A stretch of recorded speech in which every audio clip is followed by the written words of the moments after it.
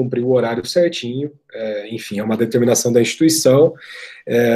Eu tenho falado nas outras disciplinas que eu estou ministrando esse semestre, que eu acho muito difícil a gente conseguir ter 1h30, 1h40 de aula expositiva, sem que fique algo extremamente maçante, né? No semestre passado, e principalmente no semestre passado, nós já tínhamos aqueles 50 minutos, né, de aula, 1 hora, que já foi algo já era algo um pouco complicado para todo mundo, e eu sei que vocês também, na qualidade de aluno, porque querendo ou não, vocês sabem que eu também desenvolvo ali alguns estudos, eu sei quão maçante é isso, então eu acho que eu estou tentando adequar uma metodologia que seja uma metodologia a qual vocês possam interagir de alguma forma, tá? Não estou falando de seminário, a ideia de seminário foi uma ideia também colocada, mas eu creio que não é uma ideia que eu compactuo muito, né? Eu acho que eu já deixei isso claro para vocês no semestre passado, só que eu vou fazer o seguinte, o que eu tenho pensado, tá? Fazer 1 hora, mais ou menos, de aula expositiva, e dentro desses 30 minutos, 25 minutos, depois, enfim, a gente dá ali até um pouco menos, a gente vai trabalhar questões, exercícios e trabalhar muita jurisprudência, tá? Por que eu digo isso? A gente vai se deparar aqui, hoje, e dentro desse semestre, com uma das matérias mais importantes do direito. E quando eu digo mais importantes, uma matéria mais importante, assim, do direito, a gente está falando em direito lato, né? Então, somado ali o direito penal, a gente vai colocar algumas questões de uma responsabilidade criminal com a responsabilidade civil, mas vocês vão perceber a importância de alguns elementos, de alguns conceitos dentro dessa disciplina, tá? Então, a responsabilidade civil, que é a nossa matéria desse semestre, é uma matéria extremamente, como era o direito dos contratos, é uma matéria extremamente longa, é uma matéria que é muito difícil. Se vocês pegarem ali os cursos de direito civil, aliás, de responsabilidade civil, vocês constatarão que é algo assim gigantesco, né? São livros bem grossos comparados com algumas outras matérias. Então, aqui a gente vai falar sobre uma série de elementos que são elementos extremamente importantes, independentemente da atuação profissional que você vai ocupar aí dentro do mercado de trabalho, tá? Por quê? Porque a gente vai falar de conceitos basilares, que são conceitos que acompanharão vocês para o resto das suas vidas, né? Por exemplo, o que será que é esse tal de dano moral? O que, de fato, é aquela questão de um ato ilícito, do abuso de direito, o que é o dever de indenizar, o que é lucro cessante, o que é dano emergente, o que é dano material, e os novos danos, né? A perda de uma chance, algo que vem aí sendo discutido com frequência, já consolidado aqui nos tribunais nacionais, tribunais pátrios, enfim, nós vamos constatar aqui inúmeros elementos que de fato vão acabar aí acompanhando vocês para o resto das suas vidas, tá? Então, queria desejar boa noite também ao Paulo. Para mim é uma alegria estar aqui, podendo ter essa oportunidade de estar com vocês novamente, né? Então, tenho certeza que este ano, eu creio que no segundo semestre eu não vou dar aula para vocês aqui, porque Direitos Reais é outra professora, mas dentro desse primeiro semestre, a gente vai se entregar ao máximo para desenvolver algo de qualidade para vocês, em que pese, né, nós ainda estamos na pandemia, infelizmente a gente está vendo um número cada vez maior de casos, deixa eu silenciar aqui meu celular, cada vez maiores de casos, o que acaba sendo muito triste, porque a nossa esperança era que a gente pudesse voltar aí já nesse semestre, mas como não é possível, sem dúvidas a gente tem que se esforçar ao máximo para garantir uma qualidade de ensino para vocês, tá? Sendo bem protocolar, eu vou passar aqui para vocês o plano de ensino, tá? Eu estou tentando, nas outras disciplinas, e aqui também eu vou tentar, utilizar o Classroom. Só que na turma de vocês, os e-mails que eu tinha dentro do meu sistema eram e-mails basicamente que não eram do Gmail. Então, quem tiver e-mail do Gmail e eu não tenho esse contato, esse acesso, por favor, me encaminhe ali no grupo do WhatsApp. Por quê? Porque esse e-mail do Gmail, ele vai permitir o acesso ao Classroom, e eu não sei se vocês já tiveram contato com o Classroom, mas é uma ferramenta que vai facilitar a minha vida e principalmente a vida de vocês, tá? Porque no Classroom, muito além dessa questão, por exemplo, de ter um link fixo aqui no Meet, nós temos outros elementos, como, por exemplo, eu posso jogar materiais lá, eu posso desenvolver atividades lá, questões de avaliação de prova, tudo eu estou pretendendo fazer ali no Classroom. Se for algo muito incômodo, se for incômodo para vocês, claro que eu vou me adaptar, mas dentro do estágio de docência que eu vinha desenvolvendo na UEL, o Classroom foi uma ferramenta que a gente utilizou muito, tendo em vista principalmente os e-mails institucionais, que a UEL permite, né, que a UEL fornece para os alunos. Então, isso foi uma coisa que facilitou muito, porque, querendo ou não, se a gente está lá no Classroom e está dentro do link do Classroom, eu não preciso, por exemplo, ficar aceitando quando vocês vão entrando na sala, enfim, é muito mais fácil para mim, tá? Em relação a controle de frequência, eu acho que a gente nem precisa falar muito sobre isso, sobretudo ainda, a gente está na pandemia.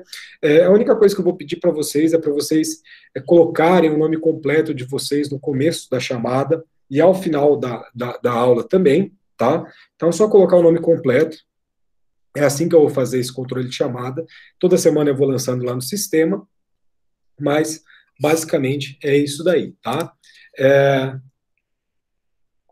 Deixa eu passar brevemente acerca do plano de ensino. Eu não vou, claro, passar o plano de ensino, ficar lendo aqui, porque eu acho que é um desperdício de tempo, tendo em vista que vocês já possuem acesso a ele, tá?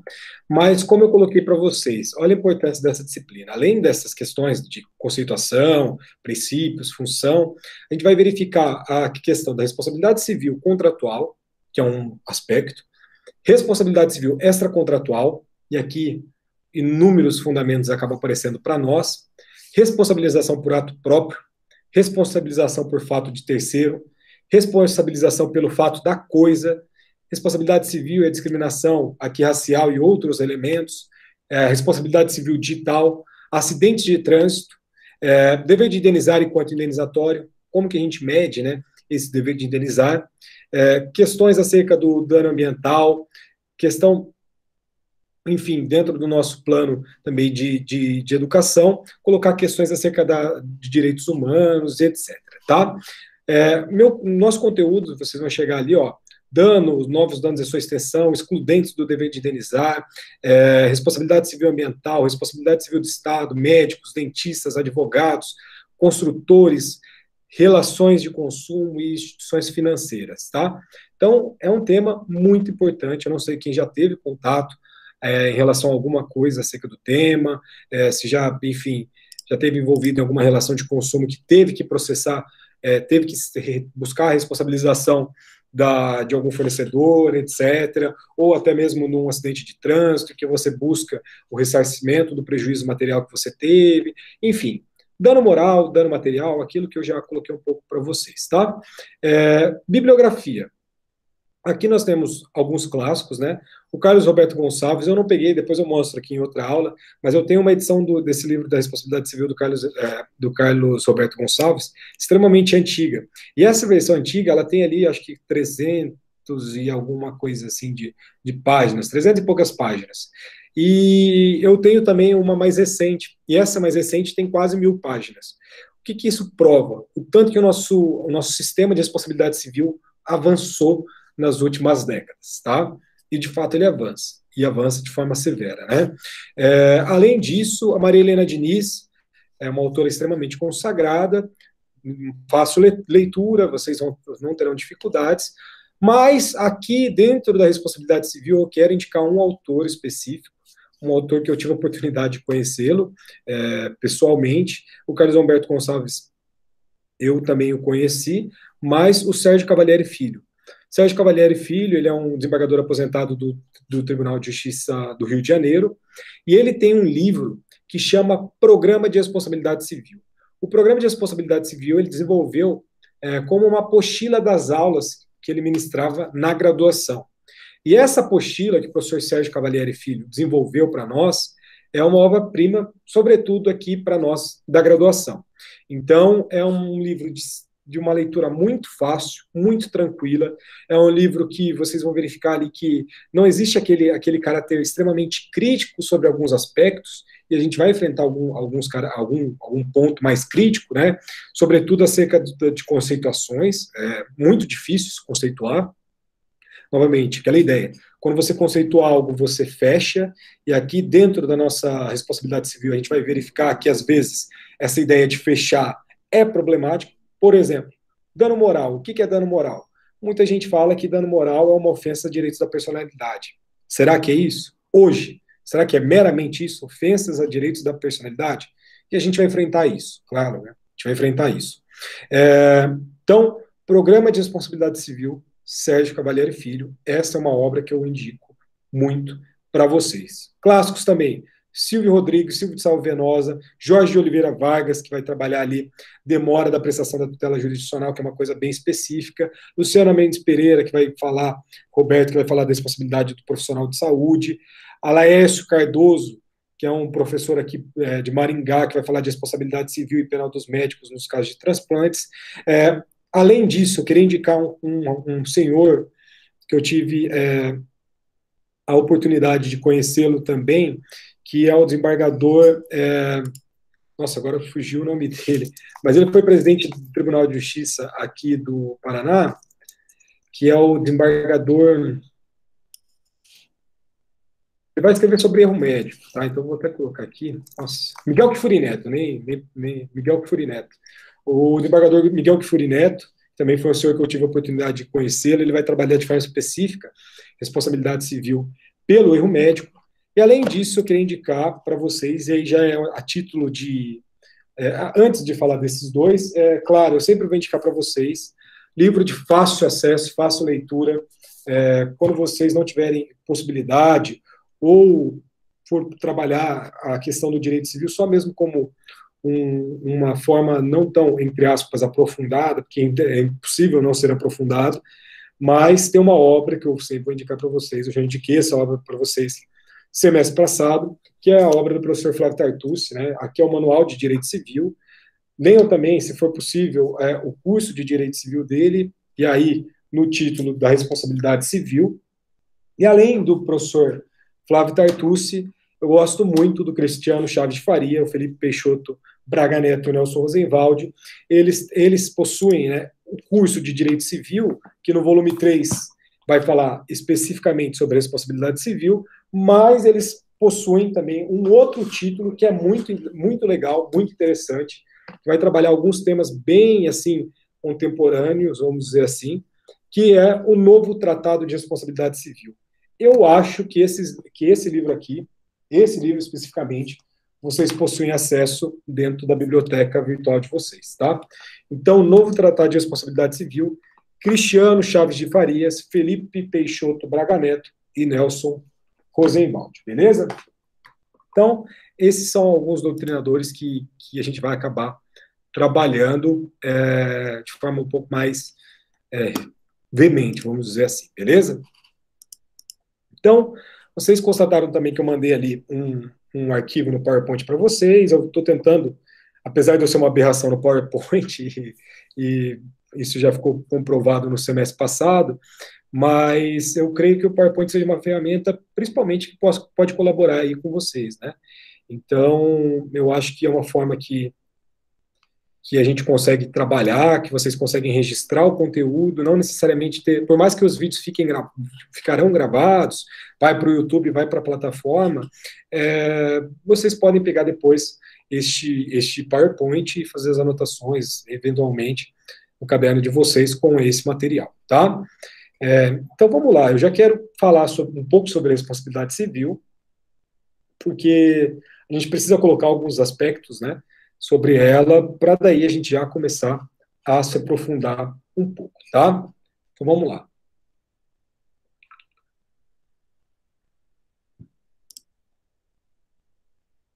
Deixa eu compartilhar aqui.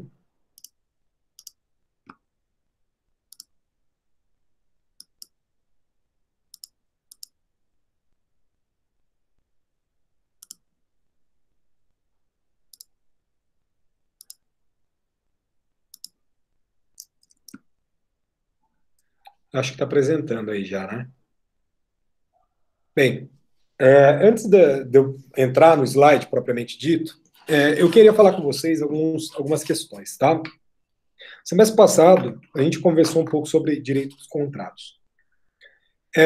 O contrato, a gente vai verificar, nós vamos constatar, né, que a gente constatou, melhor dizendo, que nada mais é do que uma obrigação, né? É uma obrigação estabelecida entre as partes, é um negócio jurídico, enfim, é uma relação em que as partes fazem ali, dentro de um consenso, dentro da autonomia privada, a estipulação de deveres e obrigações. E, pois bem, a responsabilidade civil, ela vai aparecer aqui para nós em face de um descumprimento obrigacional. Tá? Então, a responsabilidade civil aparece em decorrência de um descumprimento obrigacional. Tá? Seja por você desrespeitar, não observar, não obedecer uma regra que está posta dentro de um contrato, né? Ou por deixar de também observar uma norma, um preceito normativo que vai regular as nossas relações sociais, tá? Então, é uma responsabilidade que vai surgir em decorrência de um descumprimento obrigacional. Seja esse descumprimento obrigacional oriundo de um contrato, seja esse descumprimento oriundo de alguma norma estabelecida ali para parâmetros sociais de comportamento, beleza? Então, a gente vai falar em duas responsabilidades, tá? A primeira dela é uma responsabilidade civil contratual ou negocial, beleza? E uma responsabilidade civil, que é a responsabilidade civil extracontratual. Então, contratual e a extracontratual, que também vai aparecer para nós, a extracontratual, em várias questões de prova, em vários doutrinadores, com o nome de responsabilidade civil aquiliana. Então, a responsabilidade civil aquiliana, e aqui é só uma abordagem geral, tá, gente? A gente vai se aprofundar muito em algumas questões, mas a responsabilidade civil extracontratual é a responsabilidade civil aquiliana. Por quê? Porque ela é oriunda da Lex Aquilia, tá? Final do século III a.C., a gente já tinha uma responsabilidade, uma ideia de responsabilidade, já tínhamos parâmetros para fixar ali uma responsabilidade civil extracontratual, beleza? Então, basicamente, se a gente analisasse a origem dessa responsabilidade civil, a gente vai admitir uma dupla classificação, ou seja, nós temos um modelo dual, um modelo binário de responsabilidade civil, tá? A primeira é a responsabilidade civil contratual ou negocial, que é nos casos que vai aparecer para nós de inadimplemento de eventuais obrigações. Esses casos estão prescritos lá no artigo 389, artigo 390 e 391 do Código Civil, tá?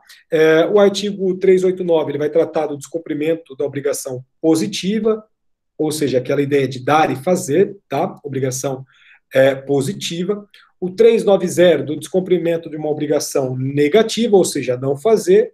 E o artigo 391 do Código Civil vai consagrar para nós o que nós chamamos de princípio da responsabilidade patrimonial, tá?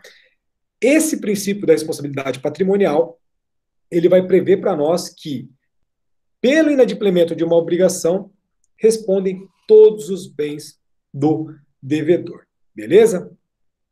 É claro que não são todos os bens do devedor, porque nós temos a questão da impenhorabilidade dentro dos casos descritos do rol do artigo 833 do nosso Código de Processo Civil, beleza? Como, por exemplo, algo muito comum, bem de família, né? Ou seja, bem de família, inclusive de pessoa solteira, a gente vai verificar isso no semestre do ano que vem, daí já, essa ideia, né, bem de família consegue englobar até mesmo a pessoa solteira, né, que é a súmula 364 do STJ. Então, responsabilidade civil contratual ou negocial. E já a responsabilidade civil aquiliana ou a extracontratual, pelo Código de 1916, estava somente restrito à ideia de ato ilícito. Então, lá no Código Civil de 1916, nosso Código Bevilacqua, nós tínhamos um preceito dentro do artigo 159 que colocava a responsabilidade civil extracontratual, mas se limitava à ideia de ato ilícito. Então, ela se limitava somente à ideia de ato ilícito, beleza? Já no nosso Código Civil de 2002, a gente aprimora esse sistema. Por quê? Porque além do ato ilícito, a gente vai entender o que é ato ilícito, que está fundado no artigo 186, aparece um segundo elemento muito importante, que é uma das coisas mais belas dentro do Código Civil, que é a ideia do abuso de direito. Tá? O abuso de direito está lá preceituado no artigo 187 do Código Civil, e esse abuso de direito é algo fenomenal. Tá? O que eu queria também lembrar para vocês é que, como, sobretudo no primeiro semestre do ano passado, as minhas aulas, pelo menos, foram gravadas e foram disponibilizadas no YouTube, lá no meu canal, muita coisa que a gente vai falar aqui está lá no meu canal e, às vezes, de forma um pouquinho mais breve, como vocês podem utilizar como revisão, porque a gente gravava, jogava no YouTube, jogava na plataforma e os alunos assistiam. Então, por exemplo, vocês podem ver lá, eu tenho uma aula de dano moral, que eles ficaram um pouco traumatizados no ano passado, eu não vou repetir, que é uma aula mais ou menos de 1h15, corrida, tentando fazer ali a construção do conceito de dano moral com edição, tá? Não cheguei a editar tanto esse vídeo, mas com edição. Então, tem algumas questões, por exemplo, abuso de direito. Se vocês quiserem ter uma ideia sobre o artigo 87 do Código Civil, vocês já podem também acessar ali o canal. Tem um vídeo aqui da matéria de responsabilidade civil, que eu estou trabalhando lá no nexo de causalidade, e algumas teorias do nexo de causalidade, e esse vídeo tem uma quantidade de visualizações lá, assim, é algo legal, porque eu não esperava, eu subi para o YouTube e gerou uma repercussão. Então, se vocês quiserem, tem lá meu canal no YouTube, vocês já sabem qual que é, então tem várias coisas de responsabilidade civil lá, beleza? Então, novamente, nós temos um modelo dual, responsabilidade civil contratual, perfeito, que é oriundo ali dos casos de obrigação, dar, fazer, não fazer, aquela ideia do princípio da responsabilidade patrimonial, e nós temos a responsabilidade civil aquiliana, ou a extrapatrimonial, que está lá dentro da ideia hoje do Código Civil de 2002, que é o Código Reale, na ideia consagrada de ato ilícito somado ao abuso de direito, beleza? Então, nós estamos ali dentro de uma responsabilidade civil, tá? Civil extracontratual, que possui dois fundamentos, dois alicerces categóricos muito fortes, quais sejam o abuso de direito e o ato ilícito, tá? E essa inovação de acrescentar o abuso de direito é algo fundamental para nós, beleza? É uma mudança que é estrutural, traz algumas consequências gigantescas aqui para o nosso direito civil, e a gente vai estudar, lá quando a gente for estudar abuso de direito, como isso é aplicado, entre aspas, em questões práticas. Mas se vocês olharem o artigo 187, vocês já vão perceber que é um artigo muito forte. Vou até abrir o Código Civil aqui, só para eu dar uma passada aqui no artigo 187, que eu acho que vale a leitura desde já. O artigo, é o título 3, tá, desse capítulo da responsabilidade civil, que fala assim, o artigo 186, são os dois artigos que vocês jamais poderão esquecer, tá? Artigo 186 e o artigo 187. O artigo 186 vai falar para nós, aquele que, por ação ou omissão voluntária, negligência ou imprudência, violar direito e causar dano a outrem, ainda que exclusivamente moral, comete ato ilícito. E o artigo 187, que é do abuso de direito, diz para nós, também comete ato ilícito o titular de um direito que, ao exercê-lo, excede manifestamente os limites impostos pelo seu fim econômico ou social, pela boa-fé ou pelos bons costumes. Então, vocês conseguem enxergar que são dois artigos muito fortes e dois artigos que possuem muitos conceitos, que são conceitos caros, independentemente da matéria que você vai trabalhar no direito. Se você olha aqui, artigo 186, ação, tal, o que é ação? Omissão, o que é omissão? Omissão voluntária, o que é negligência, o que é imprudência? O que é violar direito de causar dano a outro, né? Aí que está a ideia de responsabilidade, a gente vai verificar isso também agora, né? Ainda que exclusivamente moral, ou seja, existe a possibilidade de você ser indenizado, ser reparado na sua esfera moral. Ato ilícito, o que é esse ato ilícito? O que é fim econômico ou social? O que é boa-fé? O que é bons costumes? O que é o abuso de direito? Então, é uma responsabilidade grande e a gente vai trabalhar muito em cima disso, beleza? Deixa eu agora colocar aqui rapidinho já no primeiro PowerPoint, para a gente já começar a trabalhar acerca, de forma bem específica já, da responsabilidade.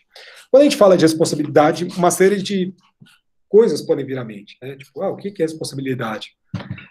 Responsabilidade, para mim, não necessariamente é uma coisa que é a mesma para você. Mas a gente vai fazer um pacto semântico para trabalhar. Por quê? Aqui, desde logo, eu já coloco um conceito bem caro a um jurista, que é um jurista brasileiro, tá? Apesar do nome ser Santiago, ele vai colocar para nós um conceito muito interessante que vai trazer assim uma objetividade muito grande para nós, tá? Porque qual que é o principal objetivo do direito, segundo o próprio Santiago Dantas, né? Qual que é o objetivo de uma ordem jurídica? Para ele, seria proteger o lícito e reprimir o ilícito. Essa ideia é muito interessante, né? A ideia do direito é você manter e assegurar aquilo que é por direito seu, que é o lícito, você proteger esse lícito, e reprimir as condutas ilícitas. Então, nós temos uma ideia de que o direito ele serve, na verdade, como uma forma de tutela, né? Que vai observar ali o comportamento dos indivíduos e vai proteger esse comportamento dos indivíduos ou vai reprimir quando for para reprimir. Então, a gente pode dizer que o direito vai se destinar aos atos lícitos, evidentemente, vai cuidar dos ilícitos, por quê? Porque existe uma necessidade de reprimir esses atos ilícitos, e um ponto muito importante, corrigir os efeitos nocivos causados por esses atos ilícitos, tá? Imagina, se a gente não tivesse uma ideia de uma reparação, uma ideia de você tentar, aspas, reconstruir aquilo que foi tirado de seu patrimônio, via de regra, tá? Não necessariamente seu patrimônio, pode ser também a questão moral, né? Mas, imagina, a função do direito é tentar restituir, nesse sentido, esta questão moral, patrimonial, enfim. Beleza? Então, nós conseguimos enxergar também que a nossa ordem jurídica ela vai estabelecer ali deveres que, a depender da sua natureza, a depender de onde que surgem esses direitos, né? Eles podem ser positivos, dentro daquela ideia de obrigação positiva que eu coloquei para vocês, fazer ou dar, enfim, as obrigações de fazer, as obrigações de dar. Aquela ideia de obrigações, né, negativas, uma ordem jurídica negativa, um estabelecimento de deveres negativos, melhor dizendo, que são direitos, por exemplo, de não fazer, é um direito, um dever negativo, você não pode fazer, sob pena de ser responsabilizado, e muitas das vezes tolerar, né, alguma coisa. Então, nós temos aqui três possibilidades, vamos dizer assim, três deveres. O primeiro dever é um dever ativo, né, fazer ou dar. O segundo, negativo, que é não fazer. O terceiro é tolerar algo, beleza? Ou respeitar algo, melhor dizendo, tá? Então, nós temos dentro de um pacto social, podemos dizer assim, estabelecido no nosso código, estabelecido na nossa Constituição, que nós não podemos prejudicar a ninguém, perfeito? Então, via de regra, a gente não pode prejudicar a ninguém. E nós temos uma máxima do direito romano, né, que já traz essa ideia de nem lere. Então, a gente tem essa ideia, né? Fazer ou dar, não fazer, ou respeitar algo que está colocado dentro do nosso direito, tá? E aqui surge uma outra classificação entre direitos absolutos, perfeito? E direitos relativos. Deixa eu... Beleza. Então, aqui, conforme a lâmina que eu coloquei para vocês, esses deveres absolutos são deveres que vão atingir ali a todos, de forma indistinta, tá? Então é isso que eu estou querendo trabalhar com vocês. Existem direitos que são de fatos absolutos, que muitas das vezes estão estabelecidos dentro de um código, né? E sendo direitos absolutos, eles vão atingir não somente, por exemplo, eu e o Giovanni que pactuamos o contrato, mas vai atingir todos que estamos aqui dentro dessa sala. A Bianca, a Brenda, o Vinícius, o Lucas, o Paulo, enfim, a Marielle, a Bruna, o Caio. Então, nós temos direitos que são absolutos. Tranquilo?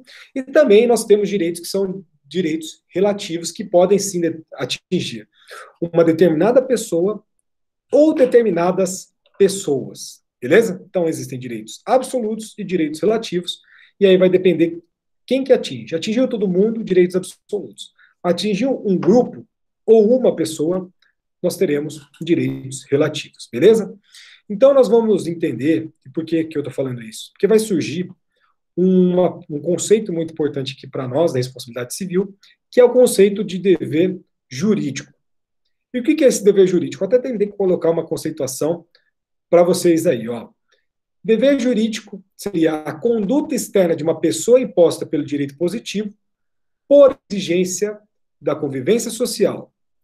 Então, não se trata de simples conselho, advertência ou recomendação, mas de uma ordem ou de um comando dirigido à inteligência e à vontade dos indivíduos, de sorte que impor deveres jurídicos importa criar obrigações. Então, nós temos, então, uma primeira ideia, que é esta ideia de dever jurídico. Perfeito? Então, vamos avançar aqui um pouquinho. Aqui eu coloco uma escada para vocês. Beleza? E o que eu estou querendo dizer dentro dessa escada? É a conceituação ou a fundamentação de por que existe responsabilidade civil. Então, vamos lá. Quando nós estivermos diante de uma violação desse dever jurídico, nós estaremos diante de um ilícito, tá? Então, violou esse dever jurídico, você está cometendo um ilícito. E esse ilícito, via de regra, tá? Quase sempre ele vai causar dano a outrem, beleza? E quando você causar dano a outrem por violar esse dever jurídico, vai nascer um novo dever. E esse novo dever é reparar os danos causados pela inobservância do primeiro dever jurídico, tá? Então vamos imaginar, você está dirigindo um veículo, fura o sinal de trânsito. Você violou um dever jurídico. Todos nós sabemos disso. Criminalmente pode ser um problema, administrativamente pode ser um problema. E aqui para o nosso direito civil, como que fica isso, né? E aí eu coloco para vocês, né? Quase sempre acarreta, que vai acarretar um dano esse ilícito. E esse ilícito, acarretando um dano, vai surgir o dever de reparar. Você dirigindo o veículo, passou no sinal vermelho.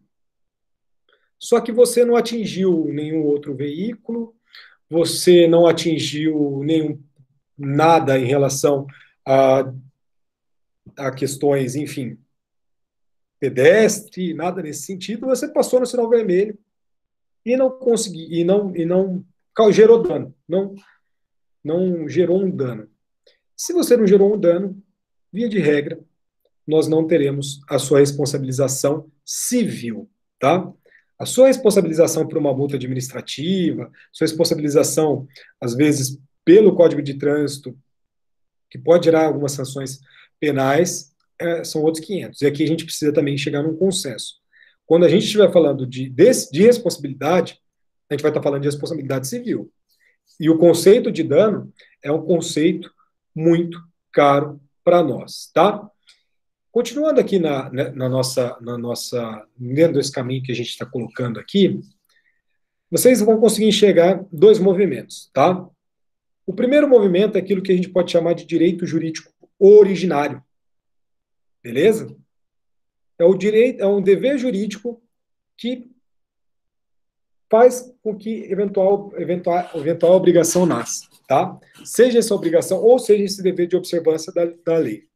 Então, dever jurídico originário, que pode ser visto também como dever jurídico primário por alguns doutrinadores, tá?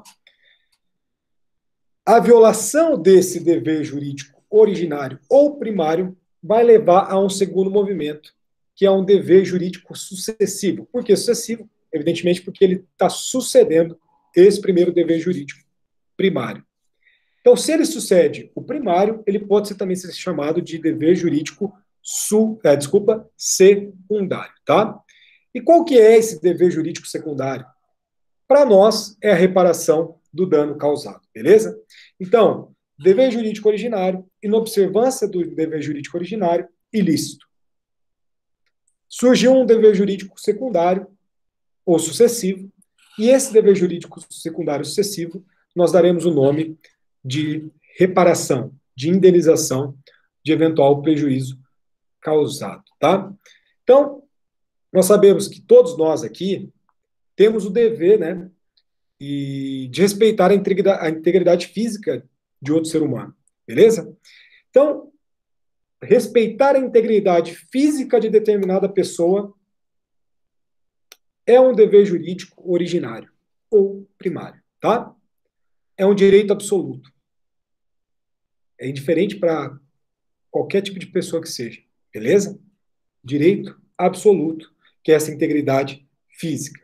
Se você descumpre esse direito absoluto, que é um dever jurídico originário, que é respeitar a integridade física do ser humano, você causou um ilícito, e causando esse ilícito vai surgir um novo dever jurídico, e esse outro dever jurídico será a reparação do dano, beleza? Seja numa reparação através de um dano estético, a gente vai estudar dano estético também, seja em danos materiais, porque esse acidente que você causou deixou determinada pessoa afastada do trabalho, ou até mesmo eventual morte, tá? Então nós temos sim essa ideia, e eu acho que dentro desse exemplo de respeito à integridade física, a gente consegue enxergar muito bem essa relação, beleza?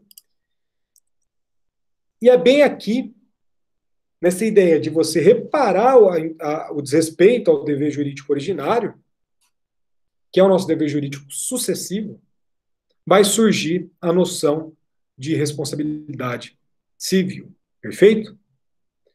Dentro do sentido etimológico da palavra, de responsabilidade civil, sobretudo na ideia de responsabilidade, né, nós temos que a responsabilidade vai exprimir, vai trazer para nós, vai lembrar a gente de uma ideia de uma obrigação, ou de algum encargo, ou de alguma contraprestação. Então, isso são ideias que acabam surgindo na nossa cabeça toda vez que a gente for pensar em responsabilidade. Mas aqui a gente não está pensando somente na palavra responsabilidade. A gente está no curso de direito. Então a gente tem que pensar o sentido jurídico dessa responsabilidade. Só que no sentido jurídico o vocábulo também não vai fugir, não vai ser exceção, não vai trabalhar uma outra ideia que não seja essa ideia que a gente já tem em nossas cabeças, tá? Por quê? Porque a responsabilidade ela vai ser intrínseca, né? Vai estar muito ligada à noção de algum desvio de conduta, um desvio de comportamento que alcançou ali determinada conduta que foi praticada, e essa conduta praticada foi contrária ali ao direito, e sendo contrária ao direito, você causou danos a outrem, e causando dentro dessa conduta danos a outrem, você precisa responder, você precisa ser responsabilizado a reintegrar o patrimônio, a reintegrar a moral dessa pessoa, desse ofendido, perfeito? Então, a responsabilidade, ela vai trazer para nós uma ideia de um dever, novamente, um dever, não deixa de ser um dever, que alguém tem de reparar um prejuízo que causou para a outra pessoa. Ou seja, é o dever que alguém tem de reparar aqui o prejuízo decorrente da violação de um outro dever jurídico, que é o nosso dever jurídico primário. Então, a gente pode chegar que a nossa responsabilidade civil é um dever jurídico sucessivo, perfeito? Que vai surgir para recompor o dano decorrente da violação de um dever jurídico originário. Novamente, responsabilidade civil vai ser um dever jurídico sucessivo, secundário, que vai surgir para recompor o dano decorrente da violação de um outro dever jurídico originário ou primário. Perfeito? E a gente só vai cogitar a responsabilidade civil onde existir a violação de um dever jurídico e um dano. Beleza? Aqui, novamente, na questão civil, tá? E, como a gente tem a responsabilidade, nós teremos o responsável, um agente. Quem que é esse responsável? Esse responsável, esse sujeito, será a pessoa obrigada a ressarcir o dano decorrente da violação de um precedente dever jurídico. Então, essa pessoa que tem que reparar o dano será o responsável. Beleza?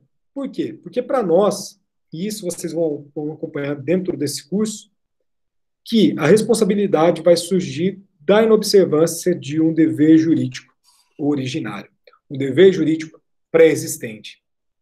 Que esse responsável, esse agente, seja esse agente o Estado, seja esse agente o indivíduo, ele tinha que conhecer e ele tinha que ter observado. Como ele não observou, e isso causou um dano, ele é o responsável por isso. E necessariamente ele tem que recompor esse dever jurídico pré-existente. Beleza? Então a gente pode dizer que toda a conduta humana que violar um dever jurídico originário e que essa violação causar um prejuízo a uma outra pessoa, aqui nós teremos a fonte da responsabilidade civil.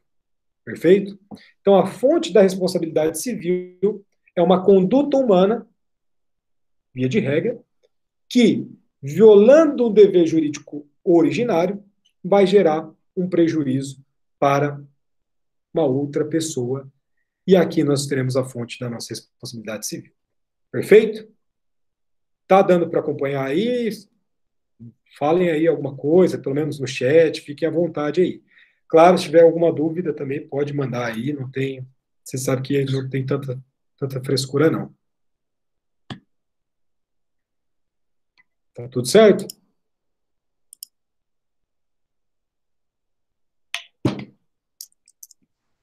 Professor, você pode falar novamente sobre a conduta humana aqui? Vamos lá. A gente Mas pode dizer, finalzinho. Paulo, a gente vai falar o seguinte, ó.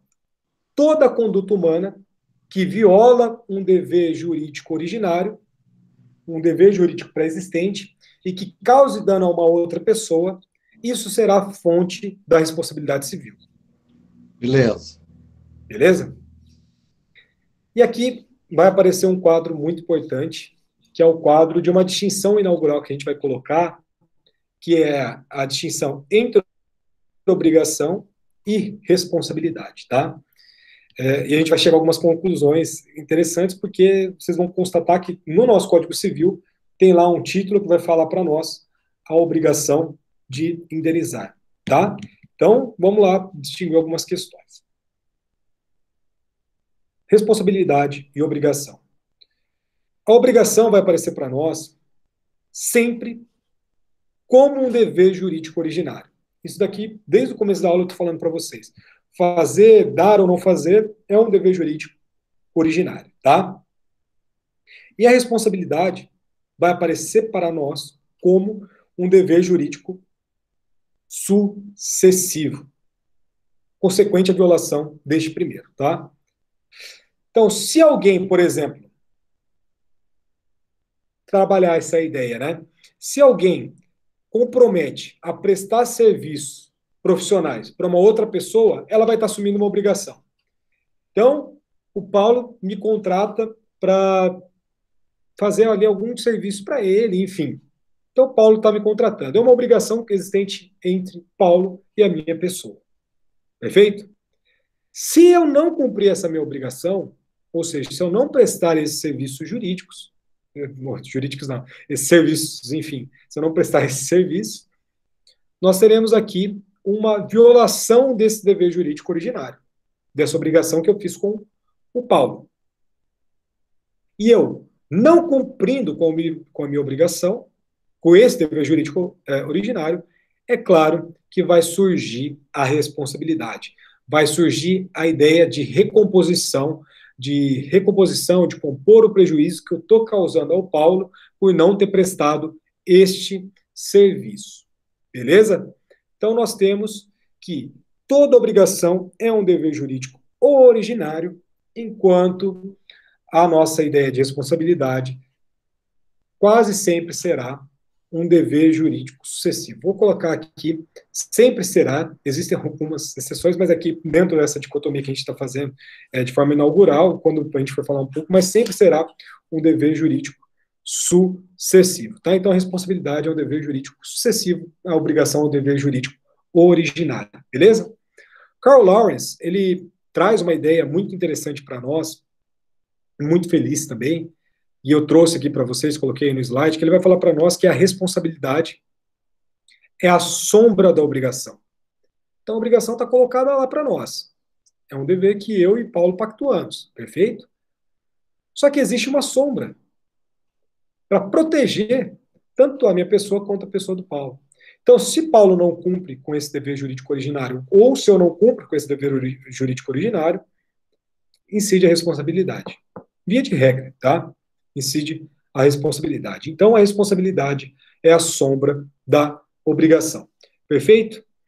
E como aqui dentro da nossa natureza, né? Como não existe uma sombra sem o corpo físico, né? A gente também não pode falar de responsabilidade sem a correspondente obrigação. Seja a obrigação uma observância de determinada lei, seja essa obrigação contratual, e aqui nós incidimos essa dicotomia, essa ideia de sistema binário, que é a responsabilidade civil contratual e a responsabilidade civil extracontratual, que é ato ilícito, mais abuso de direito, beleza? Então, sempre que a gente quiser delimitar quem que é essa pessoa responsável por causar esse dano, nós vamos ter que identificar quem que foi a pessoa que a lei imputou determinada obrigação, que é o dever jurídico originário, e essa pessoa não observou esse dever jurídico originário. Por quê? Porque ninguém pode ser responsabilizado sem que haja um dever jurídico pré-existente, um dever jurídico originário. Perfeito? Beleza? Professor. Então é isso. Porque imagina. Professor. Só um minuto. Vamos lá, Caio. Não, só uma dúvida. É que eu tô com um caso lá no estágio que eu tô tentando fazer. O cara sofreu um acidente numa BR, só que ela tava em reforma, ela é estrada de chão ainda, mas é uma BR. E o cara sofreu um acidente porque não tinha sinalização e tudo. Aí uma inicial lá pedindo dano morais, mas aí vai ser a responsabilidade do Estado ou a da empresa terceirizada que é responsável pela estrada? Cara, eu entraria, na verdade, contra os dois. Eu sempre entro contra os dois. A gente vai estudar isso também de forma bem específica, mas a gente vai constatar que o Estado, sobretudo, ele muda um pouco aqui. A gente vai ver que, via de regra, o nosso sistema adota o sistema da responsabilidade civil objetiva. Só que, para o Estado, a gente vai ter responsabilidade civil subjetiva. Então, você vai ter que comprovar a culpa dentro do Estado, tá? E dentro dessa ideia de ausência de sinalização, a gente tem caso clássico, por exemplo, de cair em alguma obra que está sendo feita na calçada, nós teremos que provar ali esse elemento. Desculpa. Vamos voltar aqui, peraí, vamos voltar. Nós temos a responsabilidade civil subjetiva. Quando você está entre pares iguais, por exemplo, eu causei um dano para você, a gente tem a responsabilidade civil subjetiva, beleza? Beleza? Então, você vai ter que comprovar que eu agi com culpa e eu vou ter que comprovar aquelas ideias que estão lá, tipo, afastar efeitos modificativos, extintivos do seu direito, perfeito? Já em relação ao Estado, nós temos uma ideia de responsabilidade civil objetiva. O que isso quer dizer para nós? Que o Estado ele vai responder independentemente do elemento culpa, tá? Então, neste caso, como é um caso de omissão do Estado, porque o Estado não colocou ali determinadas placas, algo nesse sentido, não sinalizou, aí nós temos uma exceção a essa responsabilidade objetiva, que aí sim se diria a responsabilidade civil subjetiva. Então você tem que provar que o Estado, em decorrência da sua omissão de não sinalização da placa que está sendo feita as obras, etc., etc., ele agiu com culpa, e sendo assim, agindo com culpa, geraria um dever de indenizar. Tá?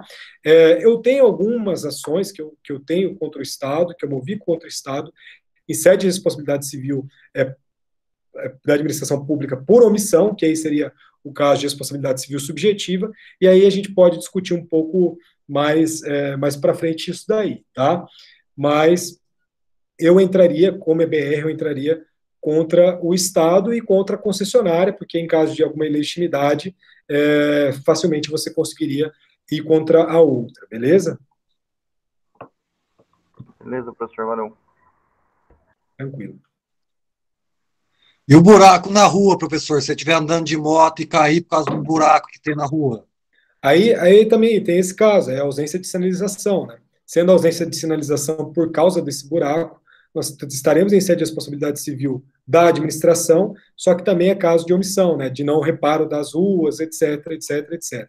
E sendo assim, também é um caso de exceção de responsabilidade civil subjetiva, que você tem que provar também a culpa da administração pública. Enfim, eu não queria aprofundar nisso, porque eu estou tentando trabalhar elementos bem inaugurais do tema, para daí começar a falar de responsabilidade objetiva, responsabilidade subjetiva, porque eu tenho um receio de acabar gerando uma confusão aí na cabeça de vocês, tá? Mas, novamente, só para passar aqui, basicamente, a responsabilidade civil subjetiva, e sem se aprofundar novamente, você tem que provar que essa pessoa teve essa conduta, ou seja, violou um dever jurídico pré-existente, beleza? E que por um ato dela, ou por uma omissão, que não deixa também de ser uma decisão dessa pessoa, causou um dano para você, e esse dano pode ser ali dentro dos elementos da culpa, tá? E a gente vai estudar esses elementos da culpa, negligência, imprudência, imperícia, e se a pessoa agiu com uma negligência, ou com uma imprudência, ou com determinada imperícia, nós estaremos diante de uma responsabilidade civil subjetiva. Novamente, se eu causo um acidente ali no carro do Caio, a gente vai discutir isso em sede de responsabilidade civil subjetiva. Mas, se a gente está, por exemplo, numa relação de consumo, via de regra, nós estaremos diante de uma relação de responsabilidade civil objetiva, em que esse elemento culpa ele sai do jogo. Então, você prova o nexo de causalidade, ou seja, a conduta, ponte e dano, e que esse dano gerou um prejuízo para você financeiro e você precisa ser ressarcido, beleza? Nós vamos estudar todos esses elementos da responsabilidade, e aí depois eu vou falar aqui, onde que a gente fala muito da responsabilidade civil subjetiva, tá? Por quê? Porque dentro da responsabilidade civil subjetiva, nós teremos todos os elementos da responsabilidade civil objetiva, com exceção de um elemento fundamental aqui na responsabilidade civil subjetiva, que é a ideia de culpa. Beleza? Então, assim, novamente, eu não quero me aprofundar, porque a gente vai entender isso de forma muito mais aprofundada, só que é algumas ideias inaugurais para vocês já se situarem no tema aqui do objeto da nossa disciplina, beleza?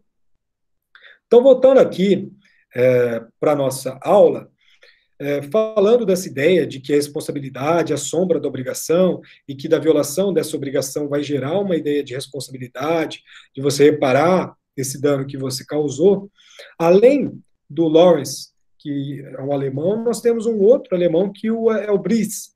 E o Britz, ele fala para nós que...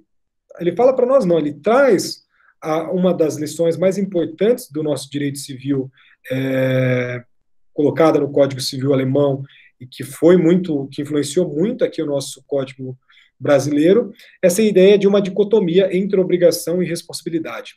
Por quê? Porque ele traz a ideia de dois termos, né? O should e o haften. O should nada mais é do que uma ideia de um débito, de uma ideia de uma obrigação de realizar uma prestação feita entre as partes, que depende de uma ação ou de uma omissão do devedor. Só que, além disso, do should aí, né, nós temos o Haftang. E o Haftang aqui, para nós, ele vai surgir com a ideia da responsabilidade. Por quê? Porque existe uma faculdade se esse credor vai ou não buscar uma indenização, uma reparação desse crédito, vamos dizer assim, em relação ao seu devedor. E a gente vai chegar aqui a uma conclusão que pode parecer besta para nós, mas foi uma conclusão muito avançada desse alemão, que foi essa ideia de que a responsabilidade é facultada, aqui, novamente, no nosso direito civil, com algumas exceções, dano ambiental, etc. Mas eu estou falando aqui questões de consumo, enfim. Mas aqui, entenda, se eu bati no carro do Caio e o Caio não quer me processar, é uma faculdade dele. E o Estado não vai virar para o Caio e vai falar, Caio, vai processar ele sim, civilmente, porque é isso daí. Não existe, é uma faculdade desse credor, é uma faculdade dessa pessoa, se ela vai mover uma ação ou não contra a outra pessoa. Então, é muito interessante essa dicotomia, porque ela vai indicar dois caminhos, duas condutas, né? Uma conduta de ação ou omissão, dentro da ideia da obrigação, e uma conduta que está totalmente ligada a uma faculdade também, que é a faculdade de você querer ou não processar, se você vai querer ou não obter a reparação desses prejuízos causados por determinada pessoa, beleza? E aí vocês falam, mas tá, e daí isso, né? Nós temos essa lição positivada dentro do nosso Código Civil. Está lá no nosso artigo 389 do nosso Código Civil, que ele vai trabalhar essa ideia de obrigação originária, essa ideia de responsabilidade, enfim, que é uma coisa que vai aparecer até hoje para nós, essa dicotomia entre obrigação e responsabilidade, tá? O que eu estou querendo dizer aqui para vocês? Que se não existir a violação desse dever jurídico pré-existente, primário, não existe a possibilidade de se falar de responsabilidade em qualquer momento, beleza? Por quê? Porque é um dever sucessivo. Se você não viola o primário, como a gente vai falar de algo que vai suceder esse primário? Perfeito? Então, se não existe uma violação do dever primário, por óbvio, não existe a ideia de responsabilidade. E aqui eu queria trazer uma jurisprudência para vocês. Ó, essa jurisprudência, ela vem, né, de um recurso especial 1122547 de Minas Gerais.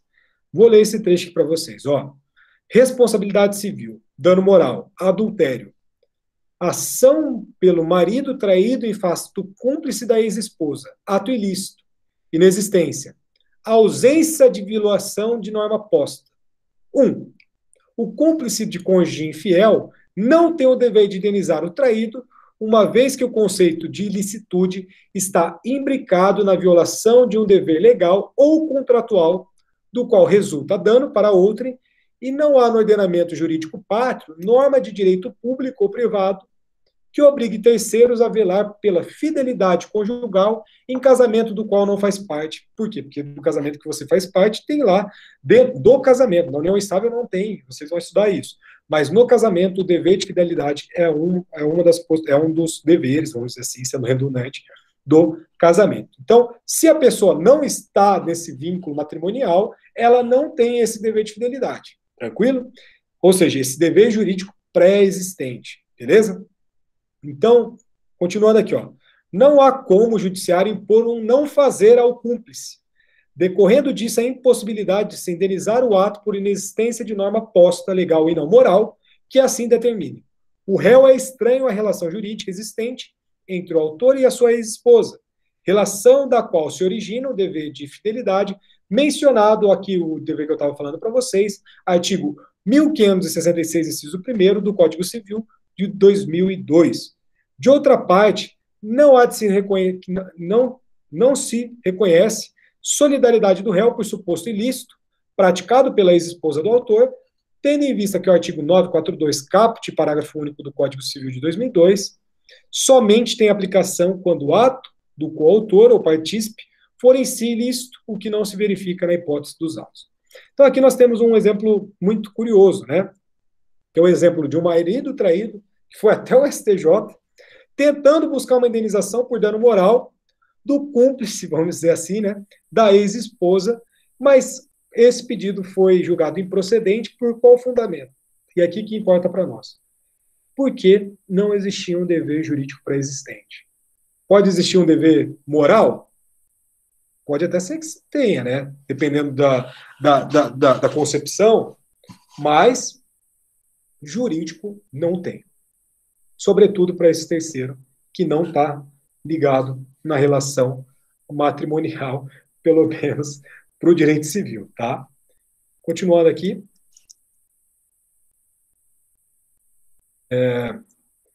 Aqui vai surgir uma coisa muito interessante, tá? E a gente já está caminhando para o final da nossa aula de hoje, tá? Que é a ideia de obrigação de indenizar. Olha que negócio louco, né? Eu estou falando, obrigação é uma coisa, responsabilidade é outra. E agora a gente começa a ter uma série de confusões, só que a gente não vai permitir que essas confusões apareçam para vocês, tá? Por quê?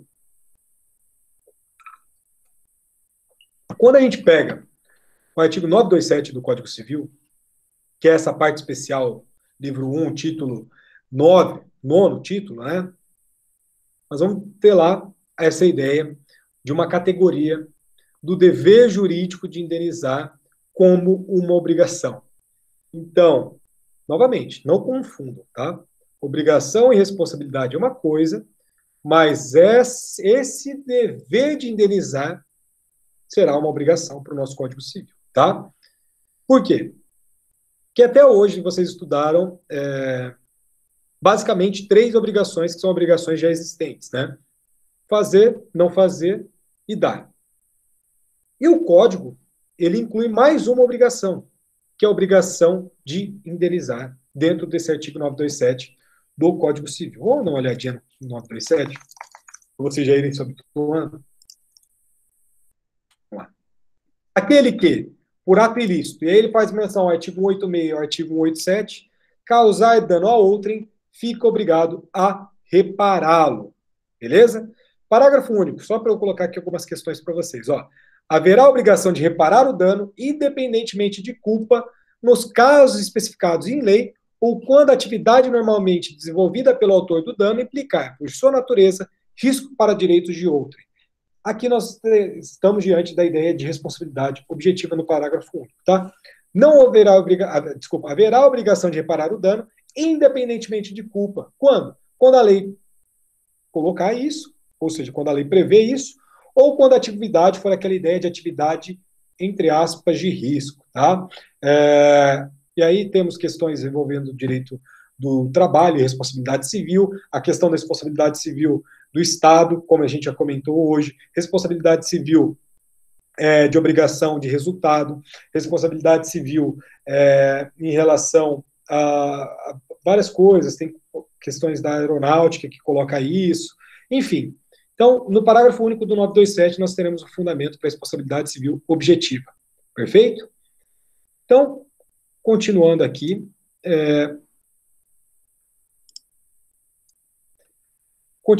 então, a gente tem que colocar que o ato ilícito, ele será para nós, então, uma das fontes de obrigação. Além das obrigações existentes, né, dar, fazer ou não fazer, nós teremos uma outra fonte de obrigação, que é o ato ilícito. Mas qual que seria essa natureza jurídica dessa obrigação de indenizar? E aqui a gente vai avançar um pouquinho, tá? Por quê? Porque dentro dessa ideia de obrigação, nós vamos fazer uma dicotomia também. A gente vai dividir isso daqui. Nós teremos obrigações que são obrigações voluntárias, perfeito? E as obrigações legais. Beleza? E aqui a gente vai fechar bem a ideia de dever jurídico pré-existente. A ideia de obrigações voluntárias, elas estão totalmente imbricadas, totalmente ligadas, totalmente envolvidas com aquelas que são criadas por negócios jurídicos, por autonomia da vontade, por contratos. Pode não ser contratos, mas, enfim, são aquelas que estão ligadas em função do princípio da autonomia da vontade das partes, beleza? Então, Já aqui, nessa ideia de obrigação voluntária, nós teremos que as partes podem decidir ali, podem pactuar, podem colocar ali qual que será o conteúdo de responsabilidade, uma eventual multa, algo nesse sentido. Enfim, isso é uma obrigação, que é uma obrigação que você se coloca. E se você se coloca, é uma obrigação voluntária. Por quê? Voluntária, vontade das partes, beleza? Já a segunda ideia, né, de obrigação legal, as obrigações legais, elas são impostas pela lei. Então, legais e impostas pela lei. Beleza? Por quê? Porque a lei quis, o legislador quis. Fato, valor e norma, fato social, produziu a norma e a norma está sendo aplicada porque o legislador quis. E sendo a lei a possibilidade de dar vida a essas obrigações, nós vamos ali colocar esse conteúdo de observância que as partes precisam ter, né, vamos dizer assim, que a sociedade precisa ter, dentro da lei. Então, a lei estipula, por exemplo, observar a integridade física da outra pessoa, está na lei. E se você não observar, vai gerar um dever jurídico sucessivo e você vai ter que reparar, beleza? E a vontade aqui para nós vai existir. Como no primeiro caso, que é preponderante, é fundamental, nas obrigações legais ela também existem, tá? Só que elas vão aparecer para nós como uma intervenção condicionadora. E não algo, por exemplo, que você vai criar. Você não vai criar. Ela está lá e você vai produzir os efeitos jurídicos se você não observar essa norma, perfeito? Então aqui tem uma ideia muito interessante de efeitos jurídicos, né? A norma está lá bonitinha. Se você respeitar ela, tudo bem. Ela está produzindo ali, está tendo validade, enfim. Mas se você bater de frente com ela, os efeitos jurídicos dela vêm forte e você será, sim, o responsável. E sendo responsável, você vai ter que indenizar a outra pessoa, beleza? E essa obrigação de indenizar, ela vai ser legal, tá? Por quê? Porque a própria lei vai determinar quando a obrigação surge e quando ela vai ser ali confirmada e quando ela vai ser revestida, enfim. Então, a nossa obrigação de indenizar, a gente pode dizer, isso é muito fácil de vocês enxergarem, né? Está lá no artigo 927. Então, estando no artigo 927, uma lei, Código Civil, é uma obrigação legal. Perfeito? Então,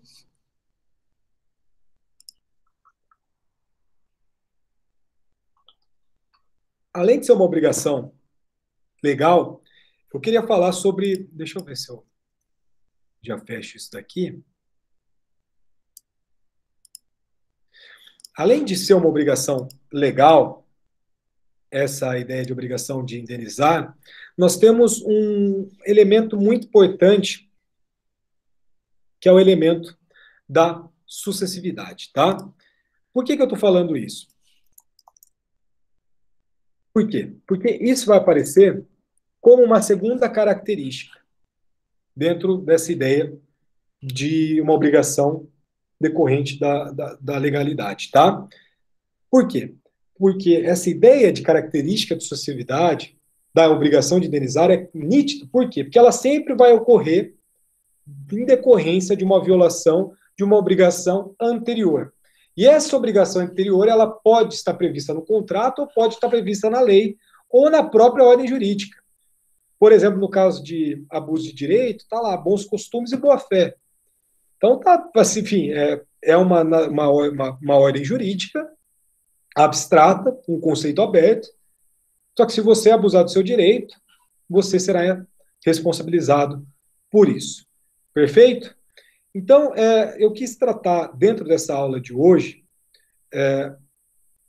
isso, e já apontando aí mais ou menos para alguns caminhos que nós enfrentaremos aí na quinta-feira, além da questão do fato jurídico, eu quero tratar alguns aspectos com vocês, a gente vai enxergar elementos fundamentais, causas jurídicas que surgem, que implicam, que geram a obrigação de indenizar. e são várias. Vou citar aqui para vocês algumas, tá? Ato ilícito, que é uma lesão antijurídica, a gente vai se aprofundar novamente, a gente vai estudar bastante o que é ato ilícito, mas o ato ilícito basicamente vai ser uma lesão jurídica e culposa dos comandos que devem ser observados por todos nós, perfeito? Um ilícito contratual, que aqui é o inadimplemento, a gente vai estudar bastante essa ideia de inadimplemento. Nós temos o dever jurídico originário, que é a obrigação. Se você não cumpre essa obrigação dentro do contrato, gerou inadimplemento. Então, gerando inadimplemento é um ilícito contratual e essa responsabilidade civil contratual aparecerá dentro desse caso, ou seja, um descumprimento da obrigação pactuada entre as partes. Violação de deveres especiais de segurança,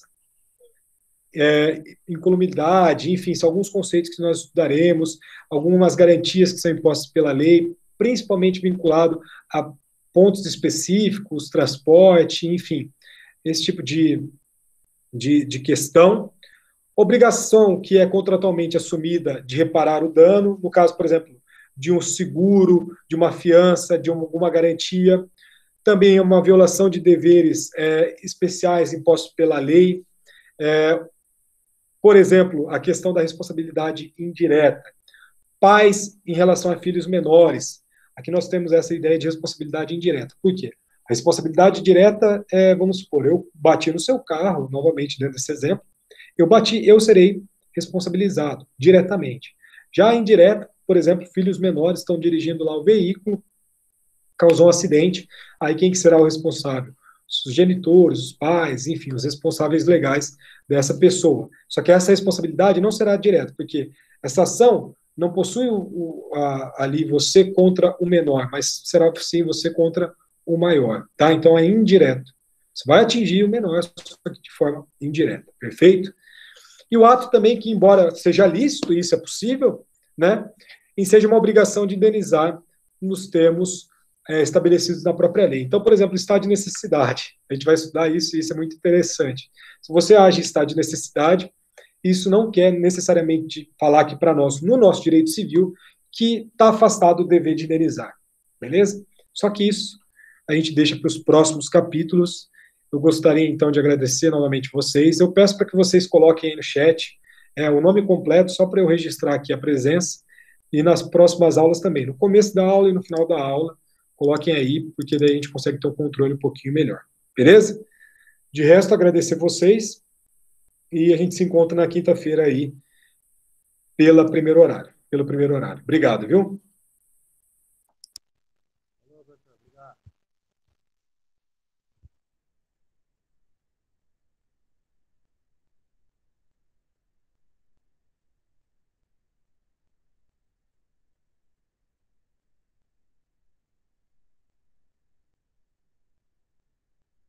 Valeu, professor. Falou.